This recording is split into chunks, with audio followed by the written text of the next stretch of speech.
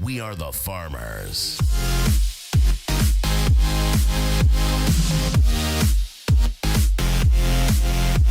Yo, what's good everybody? My name is DubWar and welcome back to another Clash of Clans video. So today what we're going to be doing is we're going to go for a couple raids using this new army composition setup that I've recently discovered, and I did actually use it in the last video and it turned out really well. So I was like, you know what the hell, why don't we go ahead and make a whole video on just this army?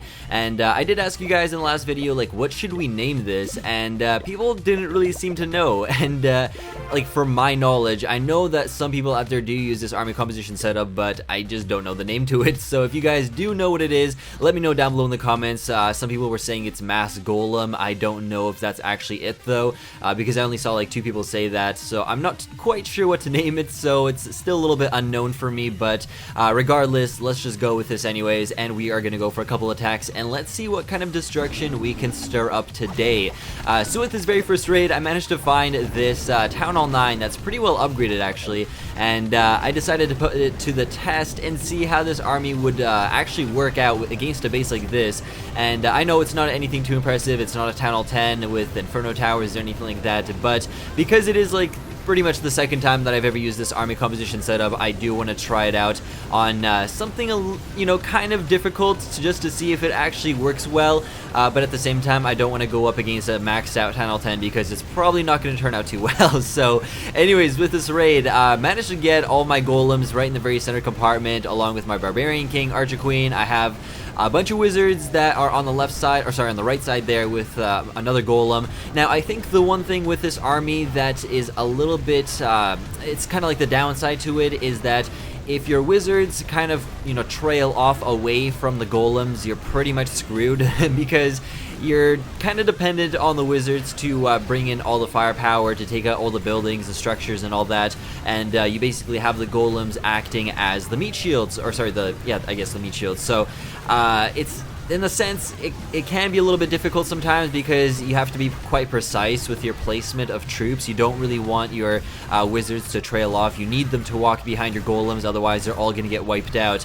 And in this case, like, this raid was actually pretty decent because yeah, we managed to actually wipe out basically all the defensive towers. There are a couple left on the right side. This archer tower is just about to get taken out by those skeletons.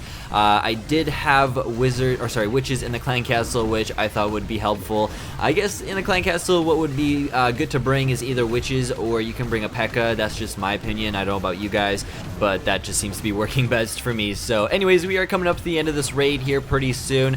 There's only 2 defensive towers left, the cannon and the archer tower, and as soon as these 2 are taken out by these little golemites, then there is just basically cleanup on the outside, and we are going to wrap up this raid. So I still do have the witches on the left side. I have 1 wizard and 2 archers along with 4 little golemites, so it was a pretty close raid, not gonna lie. Like, if it, you know, if my witches got taken out, I don't know if I'd actually go this far into the raid. I probably wouldn't have actually gone the 100%, and at this point it's pretty obvious. I mean, we're at 96%, 98%. They're going to take out this town hall, and the last building that's left is just going to be that builder's hut, but it was a pretty close one. It was kind of scary. I was like, damn, this was a really, really close raid, but we still managed to get it. We are going to take out this builder's hut there. That is going to get us the 100% victory. We're going to get 320,000 gold, 260,000 elixir, and a little minor 166 dark elixir. So anyways, let's go for the next raid. And this base is a little bit harder in the sense that the wall upgrades are a lot higher.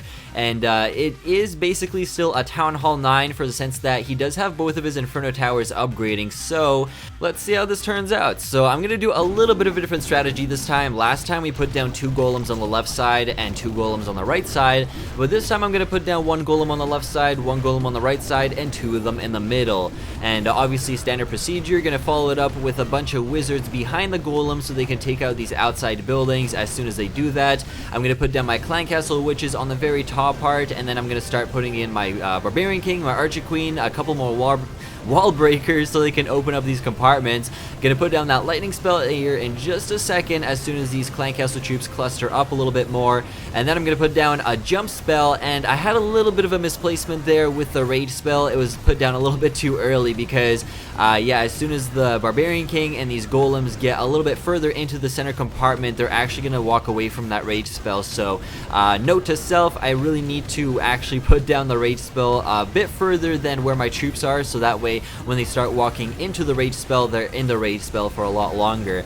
But either way, it actually is turning out pretty well so far because I have all of my troops right in the very middle. They're going to take out all these storages. Archer Queen is focusing in on the elixir storage on the left side, and Barbarian King along with a bunch of other troops are still trying to push through this level 11 wall, and that took them quite a long time. So Barbarian King is actually about to go down here in just a second. But yes, fortunately, they actually did take out that elixir storage, and we managed to take out all this guy's resources. So pretty decent raid overall. I'm happy at this point because I got everything that I wanted. And at this point, I'm just trying to see what else we can get. I'm going to take out that Inferno Tower so I can work towards getting that achievement. I believe you have to destroy like, what, 5,000 of them to get an achievement of some sort, but whatever. Yeah, I'm going to go ahead and end the battle and manage to get a 2-star victory, 380,000 gold, 326,000 elixir, and 1.9k dark elixir. Anyways, let's go for the very last raid here.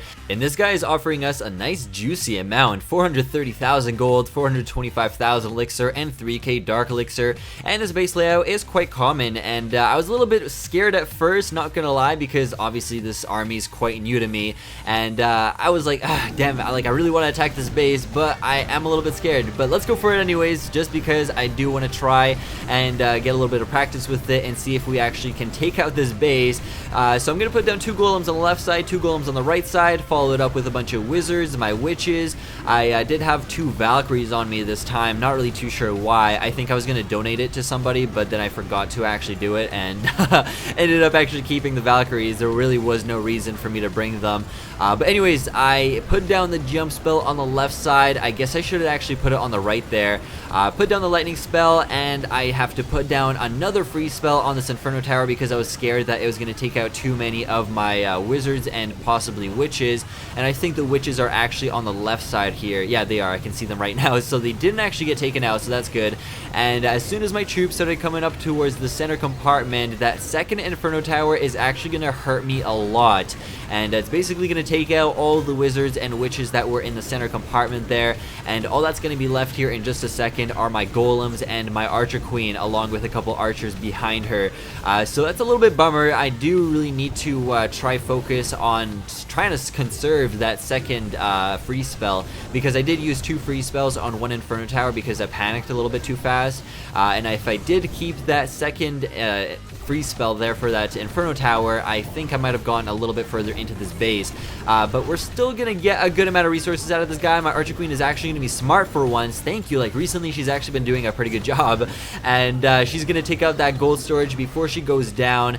And yeah, these archers here are gonna get a couple shots on this elixir storage, but that is gonna wrap this raid up. And unfortunately, we're gonna leave behind 2 of the storages, but overall, that was still a pretty good raid. And considering the fact that it was the first time I was attacking a Town Hall 10 with Inferno Towers, and I still managed to get a good amount of resources out of him, I'm quite satisfied with that raid. So anyways, if you guys want to see another episode on using this army composition setup against some harder bases, let me know down below in the comments, and I will be more than happy to make a part 2 for you guys. But that is pretty much going to wrap up this video, and if you guys enjoyed, make sure to smack that like button down below, helps me out a bunch, and I will see y'all later. So peace guys, and keep clashing.